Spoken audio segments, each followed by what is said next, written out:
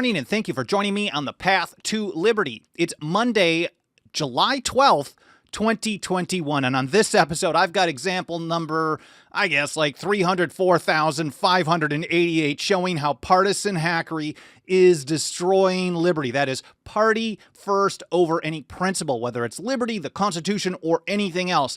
This time I'm going to talk about spending, inflation, debt, and of course, the Federal Reserve, where we're highlighting some insight from how these people act like flip-flopping partisans, choosing one side or the other of the same issue, depending on who's in power. And we saw how that played out this recently, and I've got an article by Mike Meharry we published just yesterday, or maybe this morning, talking about how this happened when Jerome Powell came to testify in Congress. I'm also got some warnings that I'm going to start out with from George Washington and John Taylor of Caroline, the great Jeffersonian, talking about how partisanship like this is going to lead to total tyranny.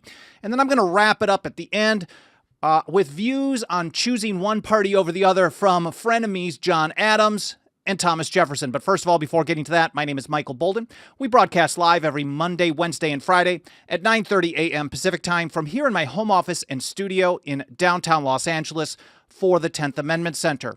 Our show homepage has everything you need to follow this program, all the archives on individual episodes. I will link to stuff that I talk about so you can read and learn more on your own time. I generally publish the post for each episode about an hour or so after the live broadcast is done. So you can go to the website at 10thamendmentcenter.com/path-to-liberty and find the individual episode that you're interested in, and then click on the reference links to read further. You can find all the different platforms we're on. We're on a live streaming video platforms, primarily mainstream ones, and then we're on a bunch of smaller niche alternative video platforms like Gab and MeWe and Minds and Brighteon and BitChute and Odyssey and Library, and all the audio-only podcast locations like Apple Podcasts, Spotify, Podbean, iHeartRadio, TuneIn, Stitcher, and all the rest. And of course, you can also find our membership program where you can put your financial faith behind our work for as little as $2 a month. And I'm going to wait till the end of the episode today. I want to say a quick thank you to a handful of the people who signed up as members recently. I'm going to do that at the end. And I've also got a reminder about our free ebook that is now available for all of our members online. I will have a link to that in the show notes. The new ebook, The National Bank versus the Constitution, that is just awesome stuff. It's not a really long read. It's around 60 pages talking about how the arguments for the Federal Reserve are really the same arguments that we saw for the first bank of the United States back in 1791. And if you understand those arguments, you understand how the constitutional structure has been completely flipped. Anyways, all that over at 10thamendmentcenter.com/path-to-liberty. And a quick shout out to everyone out in the live chat. I appreciate you joining me this morning. There's Dwayne in Linden, Washington. Appreciate you being here. MRGF, Haji 1954 in Oakland County, Michigan. Tyler B, Justin Morrison, Jim Knowlton. Best part of my Monday afternoon when I catch a live stream. That is awesome. Blue North Wind in Southeast Texas, Jake Harston, Alan Hughes, Clay Kent, Larry Clark, Thomas Putin, Senator DT in Elkhart, Indiana, that Liberty Gal, Melody Skaman, William Wright in the Soviet state of Nevada. Or is it Nevada? I'm not sure if I get it right. I'm in the Soviet state of California as well. Erwin Haverneck, Jim Kirkendall, the Chicken Men, Defending Father, and everyone else. I apologize if I missed anybody, but let's get right to this. And I want to start out with a couple of warnings. I know at least this first one I've mentioned over and over and over and over, but it cannot be repeated enough. There's Dan Reed and Richard Kramer. Good to see you guys as well. Appreciate you being here. George Washington's famous farewell address, which was originally drafted by James Madison in 1792. He was going to leave after one term. He was convinced that he needed to stay.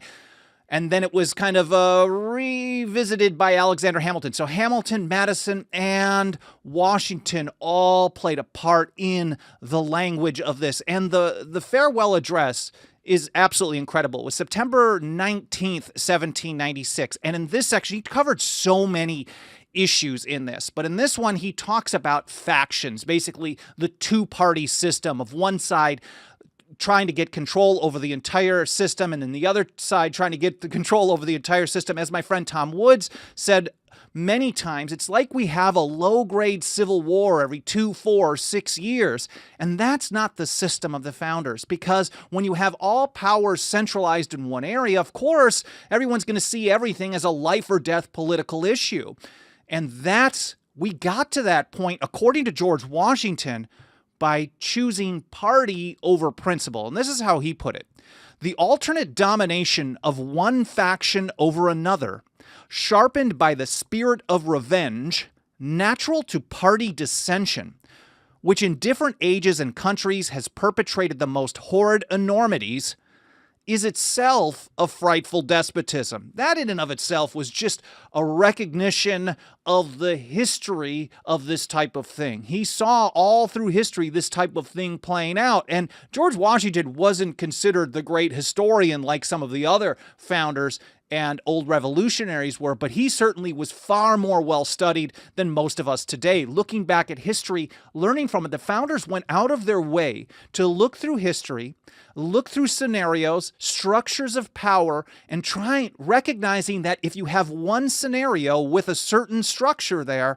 and you repeated it, the odds are you were going to have the same problems in the future. So they wanted to avoid those types of things. He saw literally this notion of one faction destroying the other, and then the other one coming back, and they're vengeful, and they're spiteful, and it's back and forth and back and forth. That on its own is a frightful despotism. He says, but this leads at length to a more formal and permanent despotism. I'm not sure if this came out of a study of history, if this was Madison's influence or Hamilton or Washington. It was certainly under Washington's guidance, the types of things that he wanted to talk about.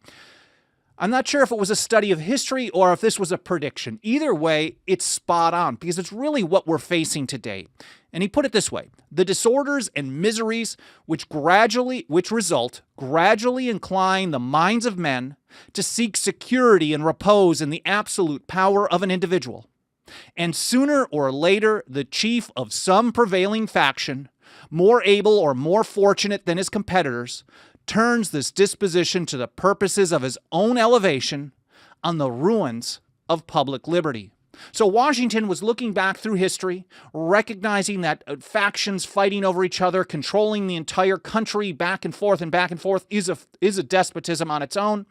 But that type of a system would lead to a permanent despotism on the ruins of public liberty. And we live today under the largest government in the history of the world, where every issue under the sun is seen either as a national issue, a consolidated centralized power issue, or a partisan issue. And these people change their views on the same issue depending on who's running the reins of power. There's another version of this. Now, George Washington, he was one of the more big government. He was the Federalist of the time, more of a central power supporter, but not...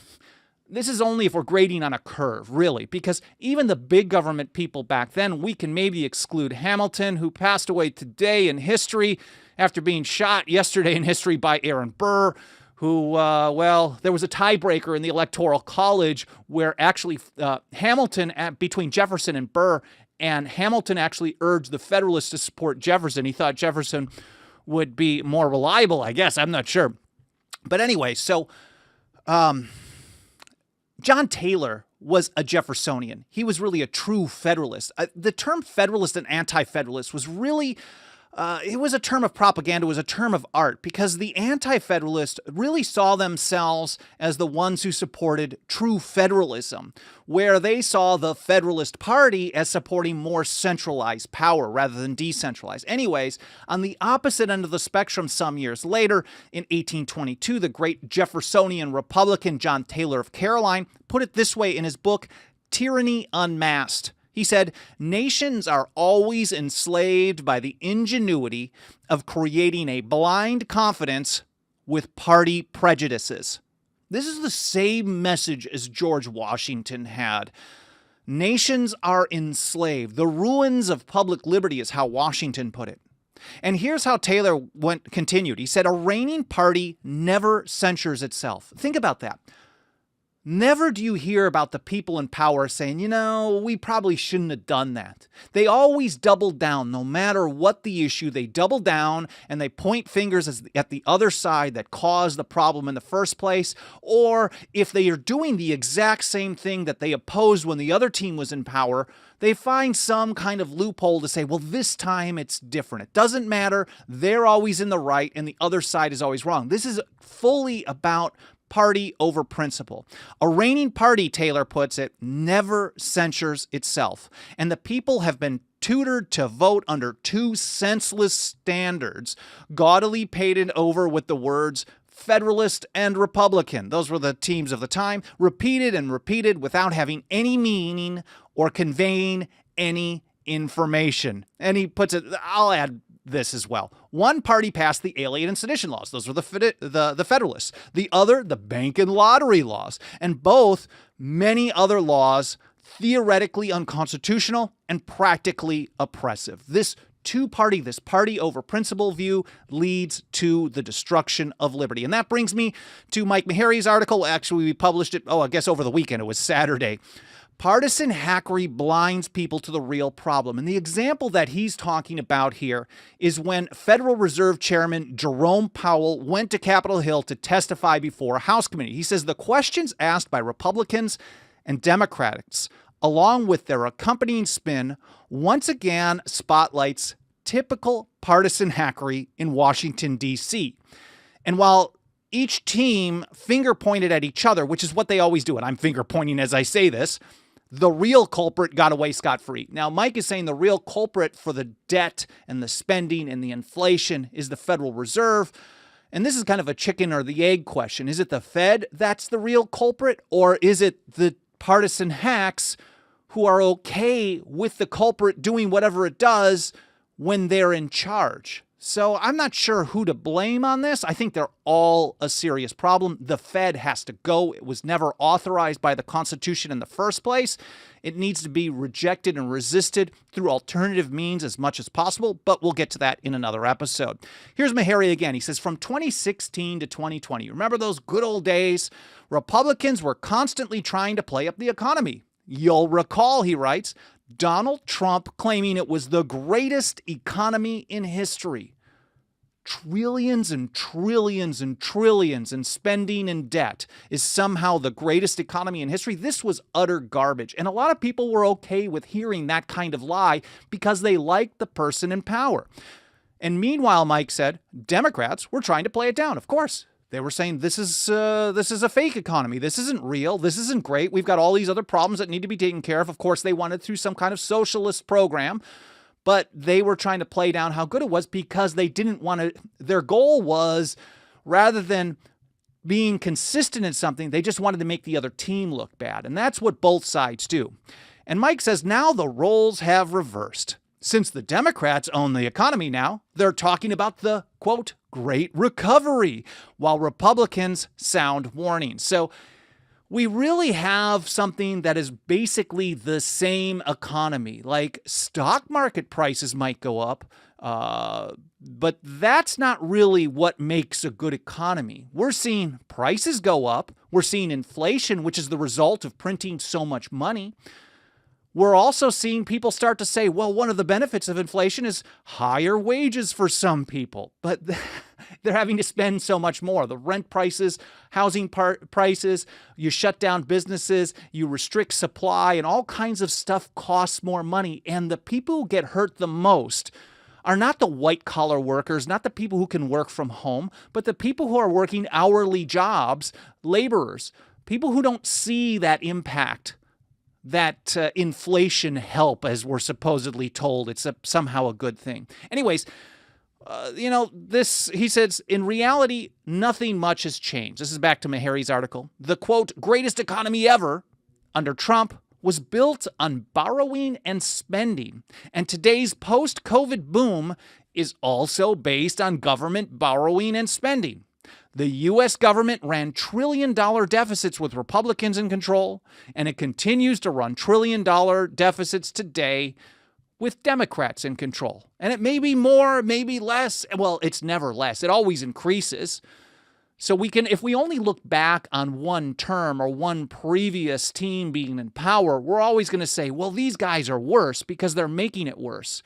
But if you go back to the days, for example, of Bill Clinton, in comparison to what the Republicans did in 2016 to 2020, he looked like a small government guy. And no one at the time would have said Bill Clinton was a small government guy. He was a crazy spender as well. No matter what they say about the budget and balance and all that stuff, they were still spending way too much. It's just that it gets worse and worse and worse. So the next time Republicans are in power, if we can continue the path that has continued almost incessantly for the last century, they will continue to spend more money.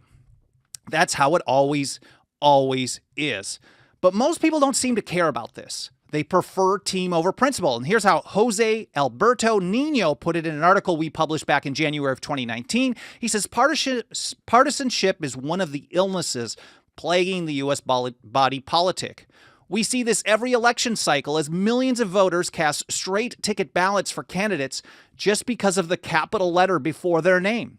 Voting records will be ignored. It doesn't matter if someone like Ted Cruz was, willing to do a filibuster when Obama was in office on spending, and then was okay with fulfilling spending when Trump was in office, spending on Obamacare and things like that. And then now, as soon as he saw the writing on the wall, he started talking about debt again. People like him, they just flip-flop. They say very good things when they're out of power, but once they're in power, they suck. Well, they suck all the time anyways. Rationalizations, Jose put it, and excuses will be made. Bromides on how we must accept the lesser of two evils will be shoved down our throats. Lather, rinse, and repeat. And back to Meharry. And during Powell's testimony, he says Democrats on the panel took the opportunity to grandstand about the greatness of the economic recovery. This is all the grandstanding we heard from Republicans. And here it is just a few months later, and all of a sudden, what's was considered the greatest economy ever is now bad. And it didn't just change overnight. It was bad all along because it was built on borrowing, printing, and debt. Mike says, in fact, it's only great compared to how awful it was when state and local governments, with the help and support and spending of the federal government. Keep in mind, we can't just blame the state and local governments. Most of the time when state and local governments do bad stuff, it's because they can get away with it because of federal spending or federal emergency powers, things like that. In fact, it's only great to how awful it was when state and local governments shut the economy down for the pandemic. Unemployment, Mike writes, remains stubbornly high, and inflation has run hotter than expected over the last 6 months. And I think that's a real understatement. He goes further. He says, the truth is, borrowing, spending, and running up deficits is a bipartisan game. The recent $1.2 trillion infrastructure deal, something that we heard the previous administration demanding, wanting all the spending on infrastructure. And then the current one wants to spend on infrastructure, but they only want to pass. It's just nonsense. Both sides are terrible on this stuff. The recent deal announced by Biden was brokered by both Republicans and Democrats. Republicans, Mike writes, pretend to hold the line on spending when they're out of power. But when they hold office, they spend money just like Democrats. It's simply politics as usual. And the late, great Harry Browne, the former Libertarian Party candidate for president, I think in 96 and 2000, he used to always say, before he actually got into the party politics of things, I used to listen to his radio show years and years ago. He would talk about how Republicans sound like libertarians when they're out of office, but when they get in power, suddenly they govern like Democrats. So the end result is more government, more spending, more debt, more violations of your liberty over and over and over. And this is how Mike puts it. Democrats and Republicans work behind the scenes together and finger point at each other in the public. And I want to wrap it up with two quotes from frenemies. John Adams on one side of the spectrum and Thomas Jefferson on the other end of the spectrum, talking about their own views about this kind of two-party partisanship, just this dangerous toxicity. And here's how John Adams put it in a letter to Jonathan Jackson in 1780. He says, "There is nothing I dread so much as a division of the republic into two great parties, each arranged under its leader, and concerting measures in opposition to each other. This, in my humble apprehension, is to be dreaded as the greatest political evil under our Constitution. That was in 1780. He was warning and seen as the greatest evil under the Constitution. Now, James Madison thought war was the greatest threat to the public liberty. John Adams, on the other hand, thought this two-party system. They're both really awful, and this is a really powerful case. Here's Thomas Jefferson in a letter to Francis Hopkinson in 1789, where Francis was basically saying, I think you're part of the Anti-Federalists, suggested that he was part of one party over the other. And he's like, no, I'm definitely not on either side. And he summed it up like this: if I could not go to heaven but with a party, I would not go there at all. Now, Jefferson had a flair for the dramatic in his writing, and I'm not sure if that's what he would take to the grave, but he was trying to hammer home a point. He's not going to take a team on one side or the other when he has a certain principle. Now, sometimes it aligns with one side, sometimes it aligns with the other. Our team needs to be the Constitution, every issue, every time, no exceptions, and no excuses. And I mentioned at the beginning that I wanted to say a quick thank you to a few members that joined us recently. Of course, our membership program starts out as little as $2 a month over at 10thamendmentcenter.com/members. And we've got this new free ebook that we're going to make available for the general public sometime in the near future. We're also getting print copies. I've got a proof copy that's on the way here to review. Mike Meharry has a copy already in hand in Florida. I don't know how he got it 5 days earlier than me, but a few members that joined us recently. Again, it starts out as little as $2 a month. There's Thomas in Texas, Trina in Utah, Joel in California, Zoltan in Virginia, that's awesome, and Kelly in New York. I can't thank you enough for putting your financial faith behind our work. And I've got up on the screen, if you're watching on video, I will link to it in the show notes. If you are a member or considering joining, we've got this new ebook that's available for download for free. It's a PDF version.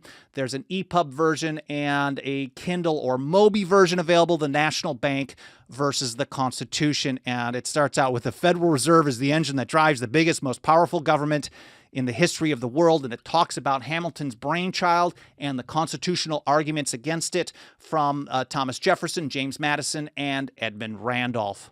Anyways, I hope you guys found this interesting. I hope it was educational. I hope you enjoyed the episode. I hope you had a great weekend.